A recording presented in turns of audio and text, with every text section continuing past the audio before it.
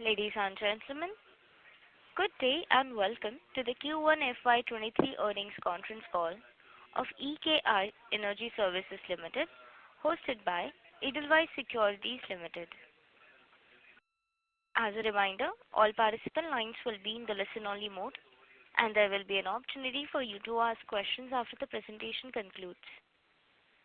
Should you need assistance during the conference call, please signal an operator by pressing star then 0 on touchtone phone. Please note that this conference is being recorded. I now hand the conference over to Mr. Swarnim Maheshwari from Edelweiss Securities Limited. Thank you, and over to you, sir. Thanks, Rutuja. On behalf of Edelweiss, I welcome you all on EKI Energy Q1 FY23 results conference call. From the management today, we have with us Mr. Manish Dhakkara, Chairman and Managing Director, and Mr. Mohit Agrawal, Chief Financial Officer. I would hand over the call to Mr. Manish for his opening remarks, and post which we'll have a Q&A session. Over to you, sir. Thank you.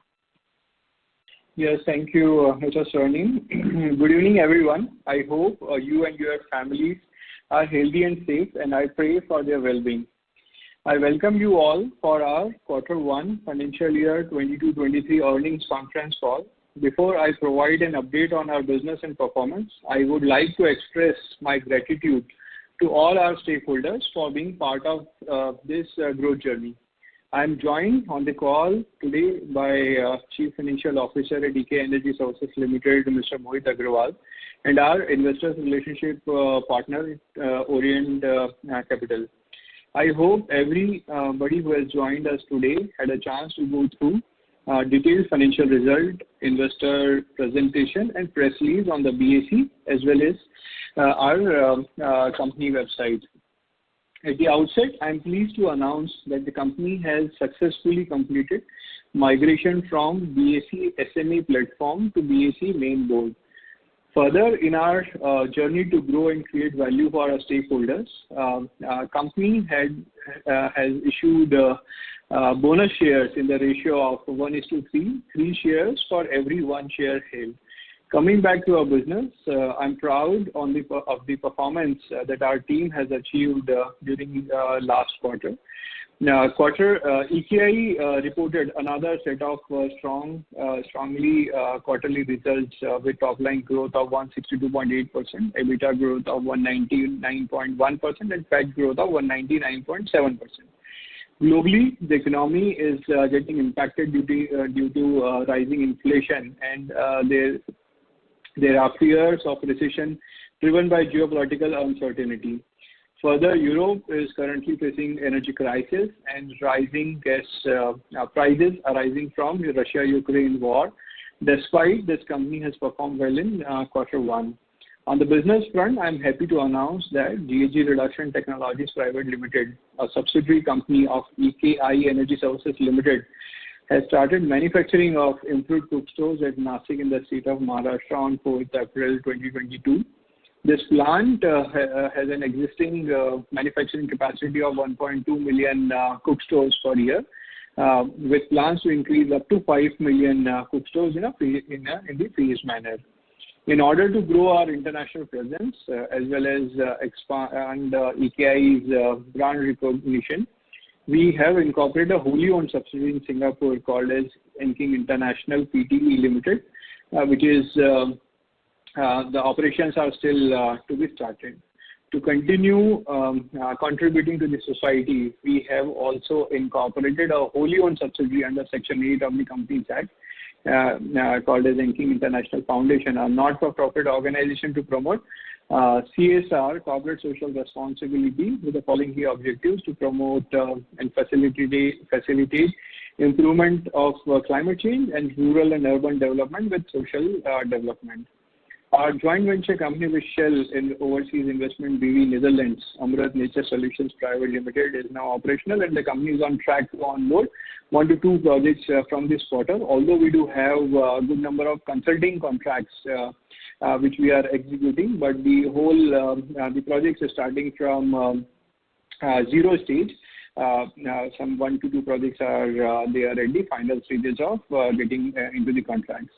Our target to contribute 1 billion carbon credits in next 5 years will play a significant role to meet the world's requirement of potential 20 billion carbon credits per annum to enable temperature capping of 1.5 degrees centigrade under the Paris Agreement, is an urgent and critical measure to save the planet.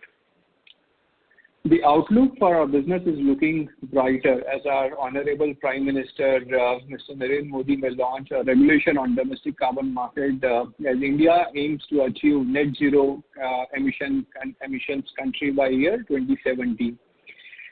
Carbon credits have proven to be one of the most effective drivers of reducing emissions and offering low-cost emission reductions. Carbon market will enable India to participate effectively in the interlinked global carbon markets. We at EKI are looking forward to such development so that we can strengthen our reach in India to consult companies in different sectors who are looking to achieve net zero emissions and potential compliance on them to reduce emissions through domestic carbon markets. Domestic carbon market is expected to be similar to the international carbon trade market, and since EKI is working in the global carbon markets for last 13 years, we are very well positioned with these new business opportunities. Similarly, domestic carbon markets, which includes compliance sector and voluntary sector, establishment is expected at various developed and developing nations in next 1 to 3 years timeline. Further, Article 6.2 and Article 6.4 carbon markets, which comes under Article 6 of the Paris Agreement, those two market opportunities will get more clarity over establishment during the COP27, that means Conference of Parties meeting number 27, which is going to held at Egypt during this end of this calendar year, that means November 22. Present international voluntary market, as per the public report titled "A Blueprint for Scaling Voluntary Carbon Market to Meet the Climate Challenges," challenge prepared by the Task Force on Scaling Voluntary Carbon Market, sponsored by Institute of International Finance with knowledge partner from McKinsey, estimates that the demand for carbon credit could increase by a factor of 15 or more by year 2030, and by a factor up to 100 by year 2050, specifically for the international voluntary carbon markets. So overall, the market for carbon credit would worth upward in the range of 50 to 100 billion by year 2030. To conclude, I would like to reiterate that we will continue to remain disciplined and maintain prudent financial practices while we aim to execute our strategic growth initiatives. Now I would like to hand over the call to Mr. Mohit for financial updates. Thank you very much. Thank you, Manishji, Swarni and Rutuja. Good evening, everyone. Let me brief you on the financial highlights for Q1 of financial year 23. In Q1 financial year 23, our standalone revenue increased by 162.8%, that is of 508 crores compared to the same quarter last year. For Q1, our standalone EBITDA stood at 142.9 crores and EBITDA margin stood at 28.1%. Q1 standalone PAT stood at 106.9 crores and PAT margin stood at 21.1%. This is all from my side. We can now open the floor for question and answer session. Thank you. Thank you very much. We will now begin the question and answer session. Anyone who wishes to ask a question may press star and 1 on the touchtone telephone. If you wish to remove yourself from the question queue, you may press star and 2. Participants are requested to use handsets while asking a question. Ladies and gentlemen, we will wait for a moment while the question queue assembles.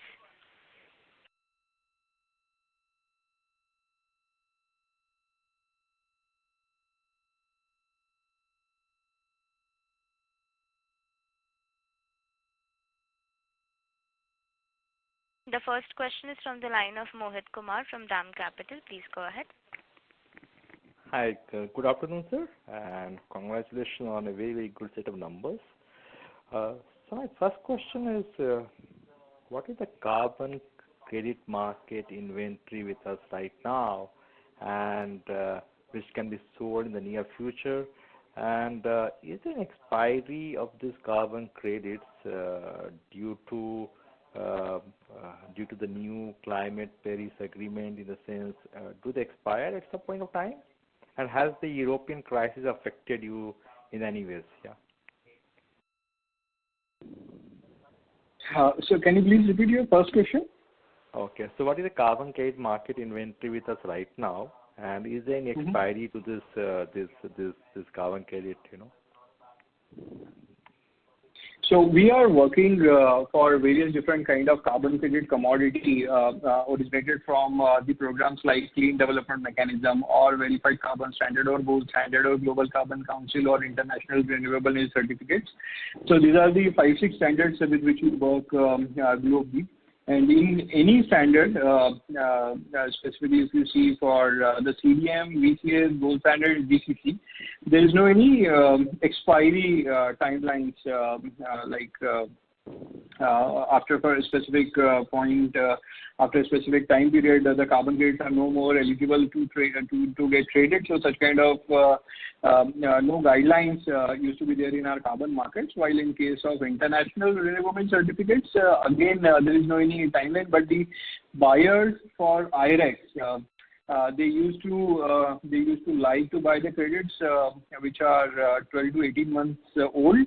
If the more older credits are there, then the acceptability in the international renewable certificate market is used to reduce, although we have negligible inventory of such kind of credits. While the credits which we do have in CDM, VCS, GS and GCC, there is no any problem related to the expiry. And related to the Russia-Ukraine war, yes, the prices has gone super high. Energy prices has gone super high in the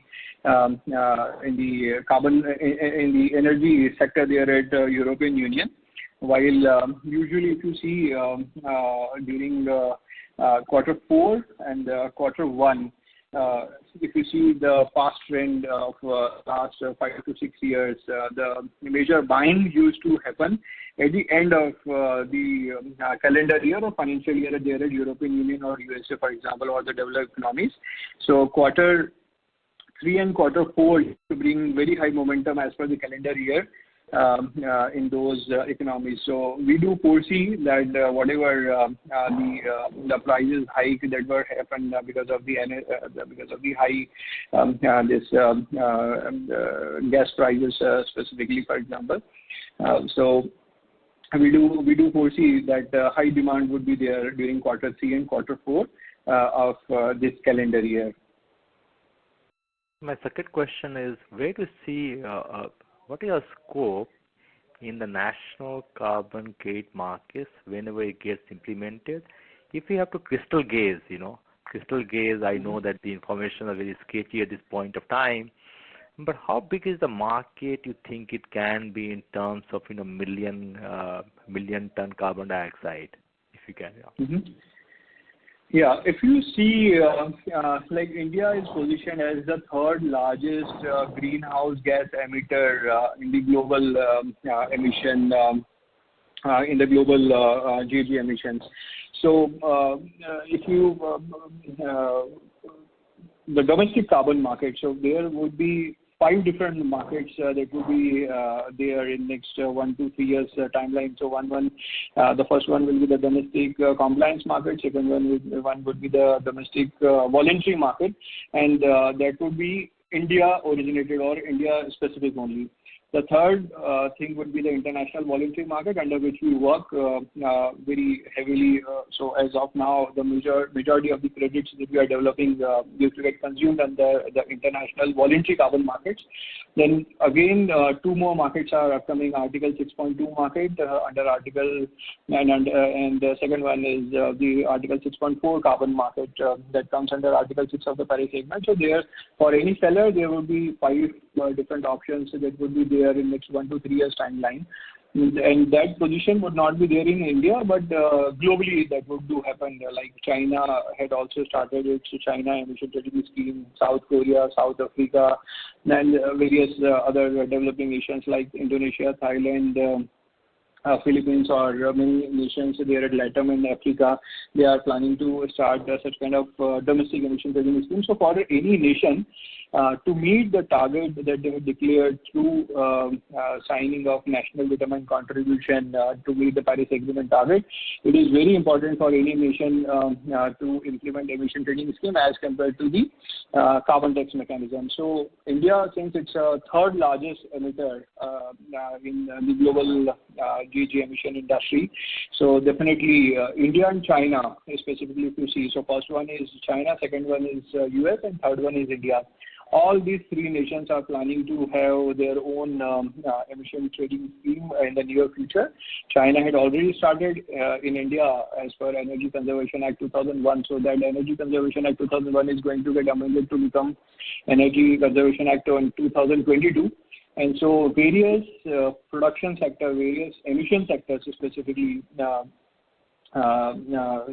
those sectors will get the capping over the emissions that they are doing, and then again similar to other emission trading schemes, India would also be having its own emission trading scheme in the near future.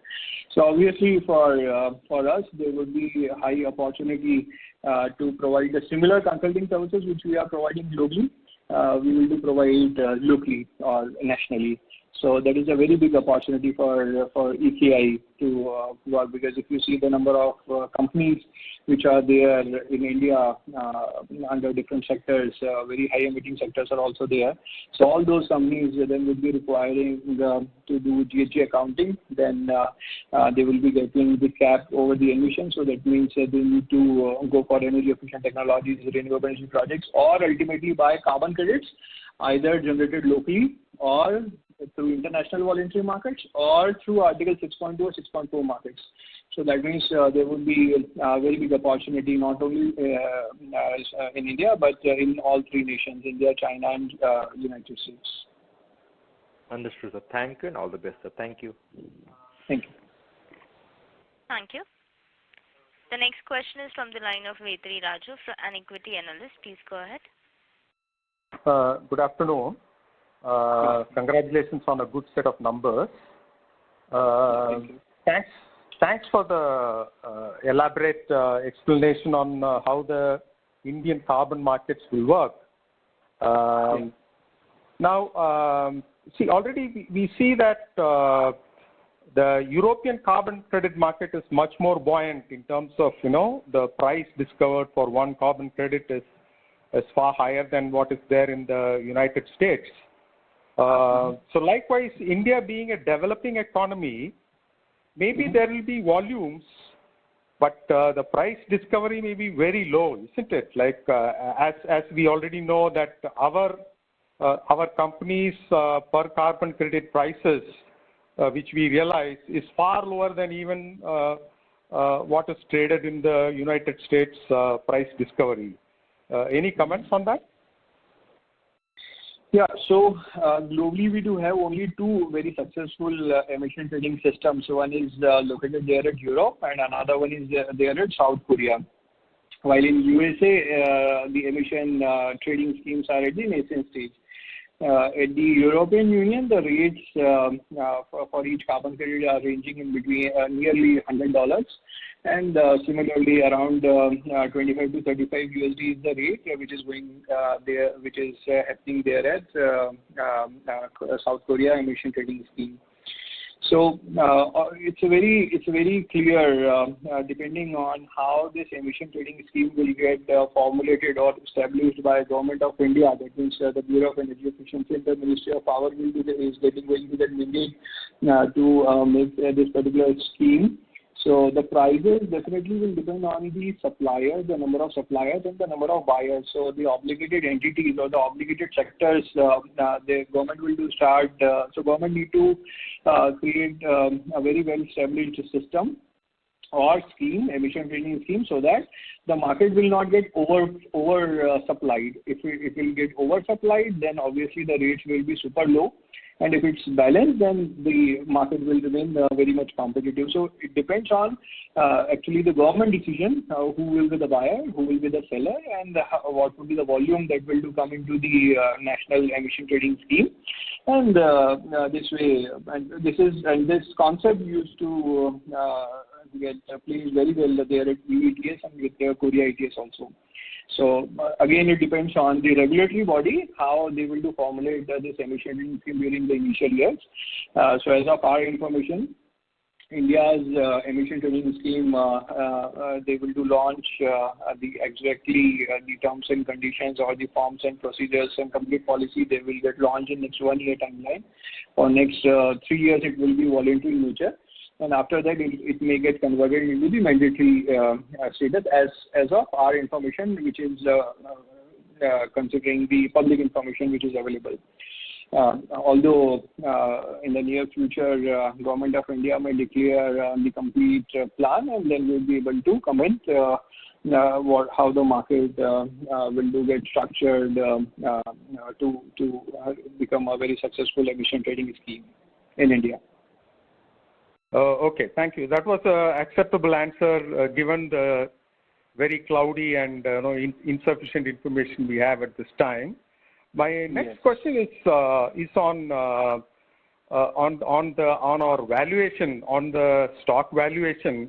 Though I understand that management's focus will be on running the business very efficiently and should not be focused on the price of the stock and valuation of the company. Nevertheless, creating shareholder value is also a equally important component of the board of directors. I find that in this buoyant market in India, our price earnings ratio is something like 12 or 13 or something like that, very, very low. I am aware that such low valuation is given to companies only if markets think that our business is not sustainable in a long run. I'm just saying what markets may be thinking. I'm not saying that's what our company is. Or maybe markets may think that this is, after all, at the end of the day, this is a consulting industry, and you have global big four, and at any point they may just come and conquer the market, pushing our company to maybe third, fourth, or fifth, or sixth spot. So possibly market is thinking there is a lot of competition. Now, what is the senior management and the board thinking about? How sustainable we are going to make this business? How are we going to compete with the big four? Or is there any thinking that we can cooperate with the big four? Any such thought, Mr. Dapkara? Yeah, so if you see the global carbon market under voluntary segment or the compliance segment, under the Paris Agreement to cap 1.5 degrees centigrade temperature capping, we need around 58 billion tons of carbon dioxide emission reduction from the atmosphere on per annum basis. For example, through the implementation of national determined contribution document that had been placed by all the nations, specifically individually, you can say. So, for example, if all those NDCs would get implemented, then almost we do foresee around 60-70% of the target the nations will do meet by their own, and 20-30% will be the requirement of the carbon credit that will do happen. So if we do consider say 58 billion tons and 30%, so around 20 billion carbon credits would be required on per annum basis in next 1 to 5 years timeline on per annum basis. considering this super high market size or the number of credits which are required to meet the Paris Agreement target, as of now, as you know, during last financial year, we had developed around 87 million carbon credits, and year-on-year basis, we would be then developing specific growth in the reference to the volume of these credits. So we do not foresee like the market is very small, and if, for example, Big Fours or other international companies will come in India. So specifically, we are not working in India, but we are working in 16 nations. So all those, the potential risks related to the high growth of the competition or potential competitor will be able to come, that either we need to lose our market share. The market share means the business market share. So we do foresee that is not going to happen, because 20 billion carbon credits is per annum. If you see during last 15 years in our carbon credit industry, less than 10 billion carbon credits had been developed and been traded globally. In the CDM, VCS, or GS or DCG markets, these specifically standard. So we do not foresee that there will be very high risk for us or very high problem for us in long-term sustainability of the organization. So our main core work is the comprehensive advisory services that we do provide, starting from document collection up to revenue realization. And there is very large number of sectors within the economy or internationally within other developing nations. Like we have more than, around 150 nations are there, which comes under the developing nation category. We are working in only 16 nations. So, and specifically, we are working in the renewable energy efficiency sector. Now we are working slowly to the NBS, nature-based solution sector, and community-based sector. So the exploitation of the carbon credits under various sectors, under various geographies, are being untapped. And this Paris Agreement had brought a very, very big opportunity for the companies like us to grow at the very, very, very high pace. So we do not foresee any such similar kind of risk because of the competition, because the market size is very, very large. Sorry to interrupt. May I request Mr. Vetri Raju to please rejoin the queue? We have participants waiting for the turn. Thank you. Thank you. The next question is from the line of Faisal Hawa from SG Hawa and Company. Please go ahead.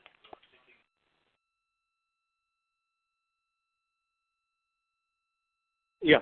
So, sir, since I'm new to the call, can you just give a brief history of how we evolved over the last 17 years, and what were it we were doing previous to this, which was related to climate change or even carbon credits? That's one. Second is that what happens is in stock markets, and particularly the listed markets, when many participants or many holders are not able to understand the business model of the company, and yet the company keeps on giving good numbers. Many participants, with absolute due respect to you, tend to believe that the company's numbers are not really in order. So can we in some way undertake a small buyback or a small dividend or more so a buyback actually to really gain confidence straight up right at the beginning of our main exchange listing? So such kind of suggestion, definitely we will do, bring this suggestion to our board, and let's see how this specific decision would be taken, since it's a high growth sector for us. And the company, that means the initial thought that I can comment is the company need to develop multi-million carbon credits, and since the market had just started. So the best thing is to reinvest whatever the revenue that we are generating within the business. So, but still, we will do consider whatever the best actions that the board should take to create high confidence within the investor community. Sir, can you just give a brief history of how we have evolved into this international carbon credits, and to the extent that we now have a JV with Shell, and are there more such JVs that we can we are talking to people with, and is there a chances that we can be doing some more JVs the same way? So we are, considering the continuous high growth, we are looking for all such kind of similar opportunities. And at any once all those specific opportunity will get materialized, definitely we will make the public disclosure for the same. The second thing related to the history of our carbon market. So the whole carbon market had got started during year 2005 with the enforcement of Kyoto Protocol. Under the Kyoto Protocol, as you know, all developed nations had been made responsible that they should reduce the emissions, and if they are not able to reduce them, they are allowed to buy the credits originated from the developing nations. And that particular mechanism, we call it as the Clean Development Mechanism. So that particular market had started from 2005, ended during 2020. Then again from 1 January 2021, we are into the Paris Agreement era, under which all developing or developed nations or small nations or big nations are now obligated to reduce the emissions to cap global temperature rise to 1.5 degrees centigrade, and which that means should not be more than 2 degrees centigrade. To achieve this target of capping 1.5 degree centigrade temperature global temperature rise, all the nations had submitted a document called as National Determined Contribution Document, under which they have mentioned how they are how each nation is going to achieve their target to reduce the emissions. And if they are not able to achieve them, they can buy and sell the credits to meet their NDC commitments under or through Article 6 of the Paris Agreement. So this is the whole international treaties that I have talked about you. So this is one segment. Second segment is the domestic emission trading schemes.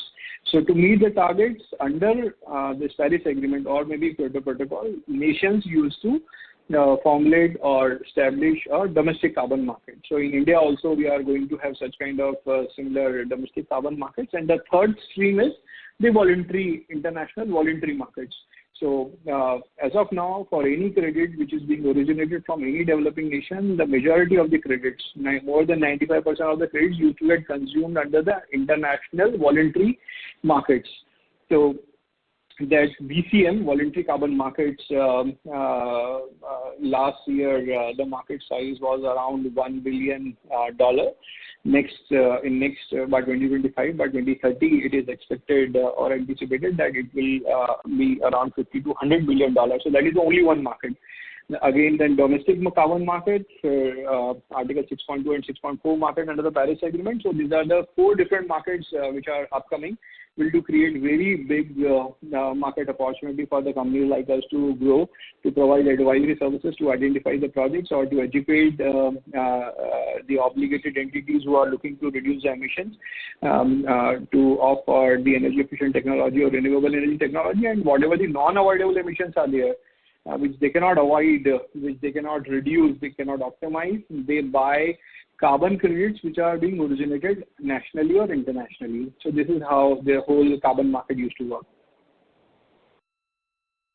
And sir, will we ever look at, since we are constantly growing at, expanding equity also through any kind of QIP or preferential allotment to big investors? So as of now, whatever the funds we do have internally. Please yeah, I will do answer. Yes, I will do answer this. So as of now, whatever the funds which we have internally are quite sufficient for the business growth that we are looking in coming few years, and so we look forward to work or grow with the internal funds only. Okay, thank you so much. Thank you. The next question is from the line of Meet Sangoy from Prabhudas Lilladher. Please go ahead. Hi, thank you for the opportunity, and congratulations, Mohit ji, Manish ji, and team for a very good set of numbers. My first question is regarding voluntary markets in India, and you have mentioned a bit about this already. So the Bureau of Energy Efficiency has already proposed a phased approach to develop carbon markets in India, which will mainly start with the development of voluntary carbon markets first. Now, how will that directly impact our business in terms of, specifically in terms of volumes and margins? and also competition? You have highlighted about competition, but does this directly also impact competition in a way that other players come in given the opportunity? And how do you look at the development of Indian markets for your business? Yeah, so we do anticipate that under the national carbon markets for next 2-3 years, it would be voluntary nature. So that means voluntary nature means there would not be obligation for the potential compliant companies to buy the credit during the initial few years. But obviously, they will try to buy and test the whole market.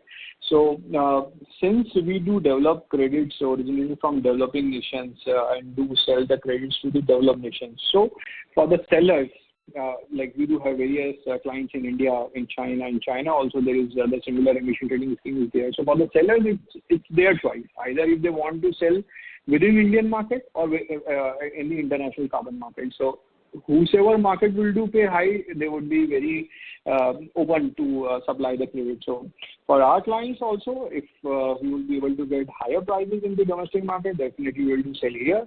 Otherwise, we will do sell in the international carbon market. So since, as you say, it's a voluntary carbon market, the name is also, the name also mentions it's a voluntary one, or you can say now you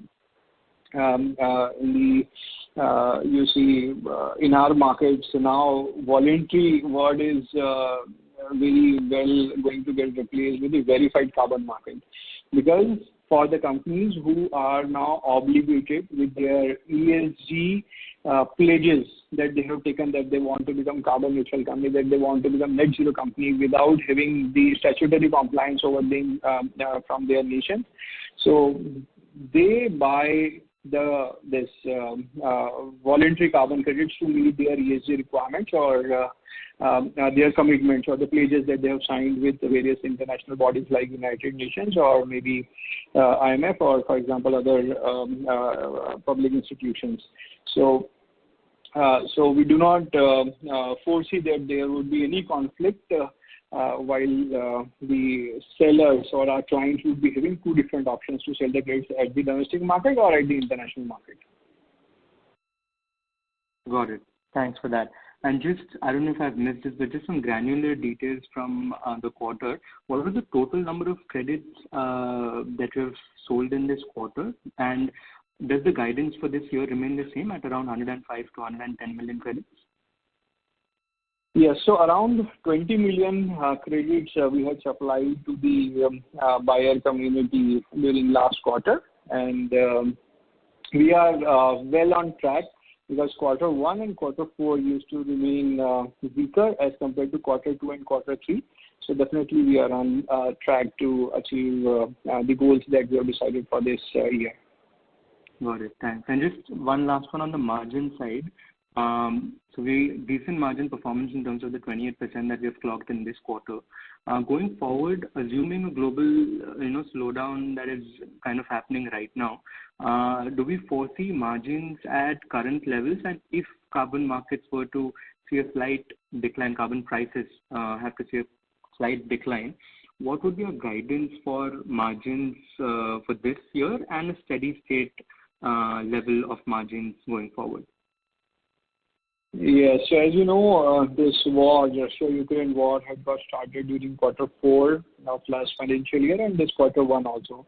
So definitely there is an impact within the voluntary carbon market, because for the organizations, the first priority is to cope up with the high energy prices, and definitely then the pledges that they have signed to become a carbon neutral company or net zero company is the second priority. Before war also that was the similar one, because the production is very important for any organization, and then the other pledges that they have signed comes at the second seat. So during quarter 4 and during quarter 1, we do not foresee any super impact over the top line and bottom line, and during next 2 quarters and during next financial year also, we do not see any big impact over the voluntary carbon markets globally. Got it. So do we have any ballpark in terms of the steady state margins that we're targeting? Ballpark number? So our So our main focus is to generate the volumes, the number of carbon credits, and with the intent to maintain all the numbers that the steady growth that we had showcased during last 5 quarters. So we do foresee that we are targeting to maintain the similar growth figures. Got that. Thanks, Moji. Thank you. The next question is from the line of Mudita from Abacus Asset Management. Please go ahead. Hi, sir. Thank you for the opportunity. So just a couple of questions. Sir, on the revenue side, if I see quarter on quarter, it's grown by 7%. So how much would be attributable to the volume side, and how much would be to the pricing side, sir? So volume, the prices during last financial year, if you see the prices in the voluntary carbon markets were the highest as compared to the last 5-6 years. During this financial year, the prices we had observed that they are oscillating because of this high energy prices within the European Union. So the prices, so I commented over the prices and over the volume. So 20 million carbon credits we had supplied during the last financial year. So the major, if you see, our main focus used to be there over the supplying the volumes, while the prices definitely we go with the international movement related scene. So that means quarter on quarter there is some impact on the pricing side, sir. Is it? So the prices, if you see why the prices will get impacted, because if the number of sellers are more as compared to the number of buyers, then the prices definitely are going to get impacted because of this buyer supplier and the quantum or the volume that may impact, because if there is a very high logic, if the number of sellers are more, then the number of buyers and the prices will go down, and if the buyers are high and the number of sellers are low, then the prices will go up. If you see the commitments that have been taken by various international companies to become a net zero company or the carbon neutral company, so the high number of companies are signing such kind of pledges. Various countries are now implementing their domestic carbon markets. They are implementing they are updating their national determined contribution documents, and still the Article 6 is going to create a very big demand under the compliance and voluntary market. So all these factors showcase us that in the near future the number of buyers will be the number of buying commitment will be very high, and then again we'll be able to see the actual scenario in the near future. And sir, though our revenue has grown up sequentially by 7%, the EBITDA has actually degrown. So any flavor on that on the expenses side, sir? I request Mohit to answer over this specific question. Hi, Mudita. Good afternoon. Hi, good afternoon, sir. Hello. Yeah. Can you repeat the question? Sir, I'm saying that sequentially our revenue has grown up by 7%, but our EBITDA has actually degrown by 2%. So any color on that, sir? Why I mean, on the expenses side? 2% EBITDA margin has been reduced on account of salary hike. First thing, if you will see our cost of employees, we are an asset-light company, and our employee cost has grown up because of hike given in April month, and we have hired few people outside India as well as in India also, right? On account of that, that cost has increased, as well as there are some price on supplier side also where we have renegotiated. That has impacted. Overall impact has been given around 2 and 2.5%. Okay, sir. Thank you. That's it from my side. Okay. Thank you. Thank you, Rita. Thank you. Thank you, sir. Thank you. Ladies and gentlemen, in order to ensure that the management is able to address questions from all participants, Please limit your questions to 2 per participant. If you have a follow-up question, you may rejoin the queue. The next question is from the line of Nirav Dalal from MIB Securities India. Please go ahead. Hi, thank you for the opportunity. I had 2 questions. One is in terms of the cooking stove business, any details in terms of any change in the order book? You had earlier spoken about a $20 million order book from Whitehall. So anything on that? And the second question. Mr. Dalal, may I request you to please speak a little louder, sir? Yeah, now yes, am I audible? Yes. Yeah, okay. So first question is on the cooking stove business. Last quarter you had spoken about an order book of 200 crores. So any change in that? And the second question is, I believe you've done that with Whitehall, and Whitehall would be using these or distributing these cooking stoves in Africa. So I just wanted to understand, is there any opportunity in India per se, and are there any new contracts that you signed there? Yeah, so that specific $20 million contract we have signed, which was signed with Vitol, the distribution area is in India only, not Africa. And we are in conversation with good number of investors, project level investors in India and abroad. And so in near quarters we would be having good size orders from such kind of project investors. Got that. And no further addition to that order book, right, at the moment? Yeah, so that order book is also like the production capacity versus distribution. So that number also is very high, like 200 crore project size, for example, or 150 crore project size is that means it takes some 3 to 6 months timeline to execute such kind of projects. So to take more orders to increase the similar number of projects, we are now enhancing the production capacity, and once it will be there in line, we would be getting a good number of the big or small or medium scale orders from various project level investors. So the contract here is for 700,000 stoves, or it is for more than that? Yeah, so that specific information is specifically, that means since we have signed NDA with the client, it would be tough to share some detailed information about those numbers. But yes, I can only comment over the good number of orders which are there in the pipeline related to this specific sector of the business which we are doing. Sure. And the second question is with regard, so 6.2 also talks about corresponding adjustment.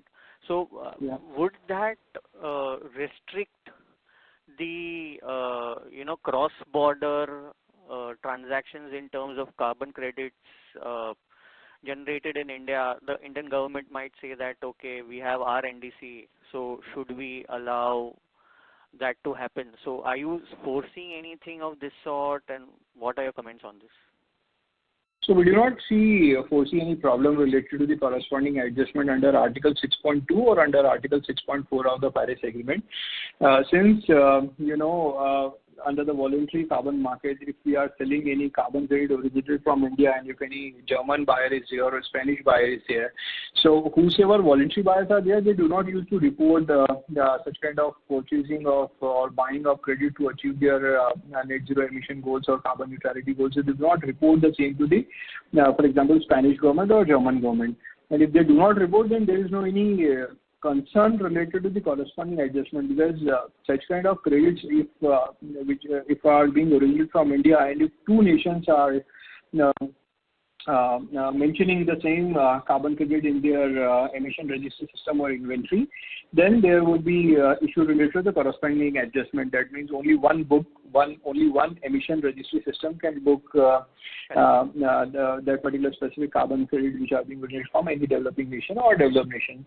So under the voluntary market, during COP26 last year, it had been made very clear then there is no requirement for corresponding adjustment under the voluntary carbon market, but specifically if you see for 6.2 or 6.4, yes, corresponding adjustments are required, because such kind of carbon credits will be used by nations to meet their national determined contribution pledges that they have signed to meet the Paris Agreement goal of 1.5 degree centigrade temperature goal.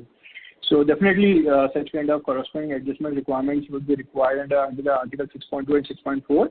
And any nation till date, including India, had not declared their position which kind of projects they will allow to get traded under Article 6.2 and 6.4, but specifically under the voluntary carbon markets.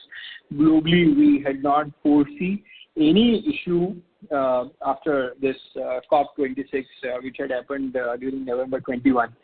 So we do not foresee any such kind of potential conflicts between the two markets.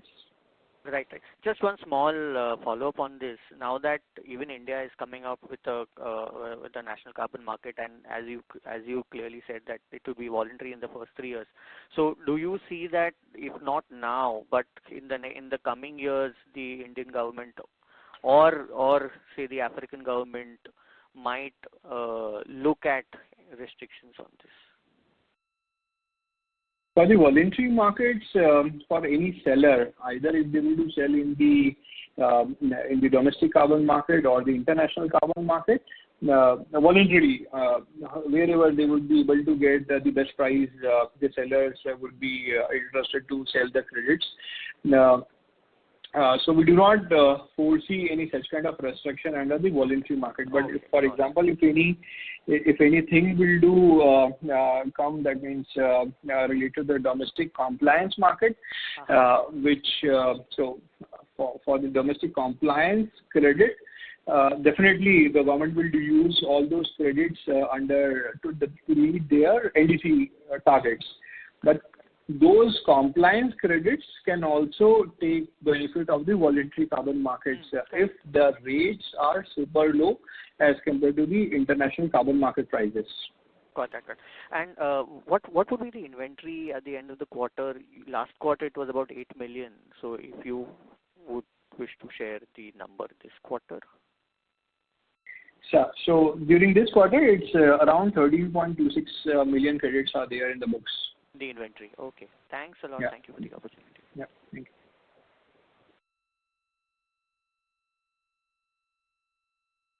Thank you.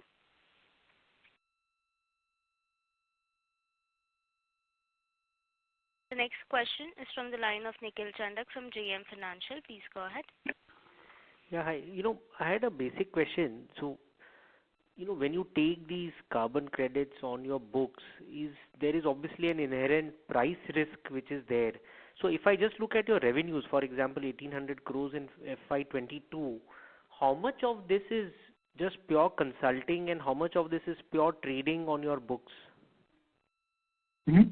So since our business model is related to the providing comprehensive advisory services, starting from document collection, then getting the registration, then getting the verifications, and ultimately get the credits on our books and supply to the international carbon market. So we do not, and we work under the revenue sharing model, either at the gross level, gross revenue, net revenue, or sharing of carbon credits. So it's a comprehensive advisory services which we give under the revenue sharing model. So we do not separate or make different streams of the revenue. Since it's a whole stream, there's a bunch of services, the stream of services we do provide to our clients under the comprehensive business model. So we do not segregate such kind of revenues out of different streams, because we do investments to pay for the auditors, for paying registration fee, issuance fee, and various different expenses. Frankly, what I'm trying to understand is, what is the risk to a particular year's or a quarter's revenue and, profit estimates. For example, if a significant portion of the revenues is purely on account of trading of carbon credits which are on your books, then naturally there is a price risk. Longer term all will be good, but say for, in a near term, for 6 months, 1 year, there could be some price destruction which could be there in the carbon credit market. So how would that impact your P&L is what I'm trying to understand. And hence this question of what portion of revenues actually comes from trading and how much portion of revenues actually comes from proper consulting services. It becomes a very important question, frankly, for a shareholder. Definitely. So usually we do keep this inventory for 30 to 60 days within our books, and within that specific period, we used to supply, or we used to replace those credits with a new inventory which are being generated internally or being procured externally. So since our market the policy changes that used to happen within our market used to happen annually after this COP or any new international treaty or similar formation of some domestic carbon markets if they are happening. So because of this one or two event, only the new things or the new composition of the market used to come, and so the prices used to remain not subjected to very high fluctuation of the prices in very short period. So that is considering that particular specific prices remain flat, for example, say for the next 1 year, there will logically not for 1 year, not for 1 year, for around 3 to 5 months, the prices. Sure. So if it is flat, for example, theoretically, then there will be no growth, corresponding growth in the revenues. Is that right? Yes. It will only be a volume-led growth, basically, on the how much you are able to trade in, trade out. Definitely. Our main focus is to generate the volumes, and the prices used to get definitely being defined by the Don't you think global this is carbon a markets. Slightly more riskier business model by itself? Because, I mean, if a big chunk of the P&L is dependent on pure trading of credits, then inherently it's a lot more riskier business model itself, right? See, trading of credits means we are not giving any advisory services. We are not, and we are buying the credit from the market and selling the same to the market. So such kind of the minority of our business used to remain into such kind of stuff, while majority of the revenue comes from the comprehensive advisory services. Under the comprehensive advisory services, we do have two different models. One is the fixed pricing model, and another one is a floating one. So majority of the business that we do sign under the comprehensive advisory services under the revenue sharing model used to remain on the floating business model. So that means whatever the best price if we will be able to get from the market, we will do bring that particular specific rate on the project to project basis or rate to credit basis for our clients or for our project investors or the project owners who had invested for the projects which we call as the carbon credit projects. So so we do have our internal risk policy related to the two different model contracts that we do sign. One is the fixed pricing model and one is the floating pricing model. And since majority of the credits are being related to floating pricing model, and so that is why we are less prone to such kind of super high risks.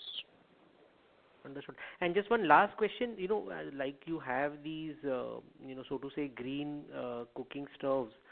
Would you get into more such products which are, eco-friendly, or would you restrict only to this one particular product, or would you expand this offering into several other products so we have plans to provide the similar kind of projects that we are doing related to cookstove, not only in India or in Southeast Asia, while in Africa or Latin America, we have also planned to expand our services to deploy similar kind of projects that is cookstove.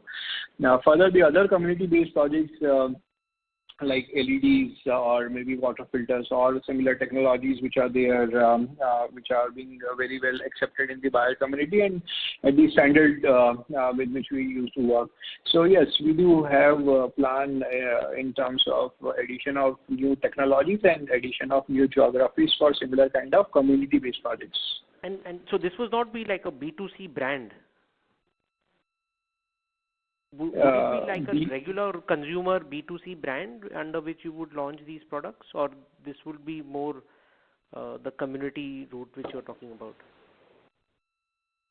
I'm not able to understand your question. So what I mean is, like, for example, would you retail these products, would launch it under a brand and retail it to the, end consumer as a, as a stuff? No, as of now, as per the present business model, we distribute all these kind of technologies free of cost to the rural communities. No, true, I understand that. But what I'm trying to ask is that would you want to commercially, sell these products to, say, the end retail consumer, the end consumer at large? As of now, shop we do and not retail it, have, for example, under your own brand. Would you look to get into that kind of a business is what I'm trying to understand. Yeah, as of now, we do not have such kind of plan because the internal consumption or the internal requirement for such kind of technology is very high as compared to the production capacity that we do have. Once we do have the overproduction capacity as compared to the internal requirement, we may think for the same, but as of now, we are highly concentrating to develop similar kind of projects across various geographies and technologies. Thank you so much. Thank you. Thank you. The next question is from the line of Swarnim Maheshwari from Edelweiss Securities. Please go ahead. Yeah, thanks. Manish, just wanted to better understand, there is a likely rollout of carbon trading in India finally. So your thoughts on same, and also the fact that, is the infrastructure in place for the launch, and would it be accompanied by a dedicated exchange? How do we actually look at that aspect? Yes. So during the last few questions, I had mentioned the Energy Conservation Act 2001 is going to get amended to become 22, Energy Conservation Act 22, and which government will do create a framework under that particular act to establish a domestic carbon market. Now, Bureau of Energy Efficiency under Ministry of Power had got mandate. It will get mandate through that particular act to establish a domestic carbon market, and so all the nitty-gritty policy procedures will get. So they are that specific thing is under the formation stage. So by December of this calendar year, the first draft may come. Thereafter, in next 5-6 months after getting all the stakeholder comments, the final rollout of the voluntary carbon market will be there in place. While working for next 1 to 3 years under the voluntary regime, it will then get converted into the compliance one, because any such kind of emission capping to the Indian emitting sectors or manufacturing sectors, it will be super tough for them to cope up. So for initial few years, it will be voluntary in nature. So it will help them to understand the whole scheme and their low carbon pathway, and after that it may get converted into the compliance scheme. Once all these things will be there in place, so if you see under EU ETS or under Korea ETS, there are two types of different trading mechanisms would be there. Either one is to trade through exchange, and another one will be the OTC. So it depends how this regulatory body, Bureau of Energy Efficiency, or this new policy which is going to get in place will do formulate all such kind of policies. And so in next 1 to 3 years timeline, you will be able to comment how this whole structure of or the framework of domestic carbon market will take its own shape and size. Got it. So, okay, so just to understand this, it's not that the rollout is going to happen in the next 1 or 2 months. It is going to take at least about 2 to 3 quarters before it actually gets rolled out, and the rollout will start from the voluntary side. Yes. Okay. Yes. And unlike in China and Korea, where you see it's on the compulsory side, it will actually start on the voluntary side. Yeah. So as of now, the public information which is available at the Bureau of Energy Efficiency website, they mention that it would be voluntary nature for the initial few years. But maybe after getting passed through the parliament, maybe Indian government may plan for the mandatory scheme during initial years for few of the sectors. As of now, we would not be able to comment specifically because the law is not there in place and the policies are there under the development stage. So that is only the anticipation based on on the public information which is available. Fair enough, Manish. Well, thank you so much. Yeah, that's it from my side. Thank you. Thank you. Ladies and gentlemen, due to time constraints, that was the last question for today. I now hand the conference over to Mrs. Swarnim Maheshwari for closing comments. Yeah, thanks to Mr. Manish and Mr. Mohit for such an elaborative Q&A session. Thank you so much for your insights. Manish, would you have a closing comment over here?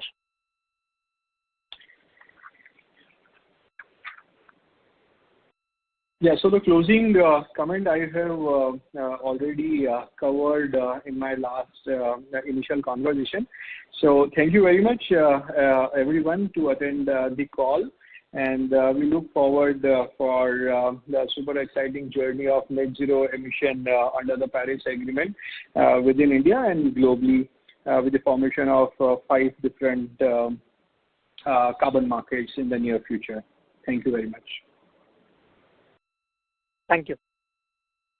Thank you. On behalf of Edelweiss Securities, that concludes this conference. Thank you for joining us, and you may now disconnect your lines. Thank you. Thank you, everyone. Thank you.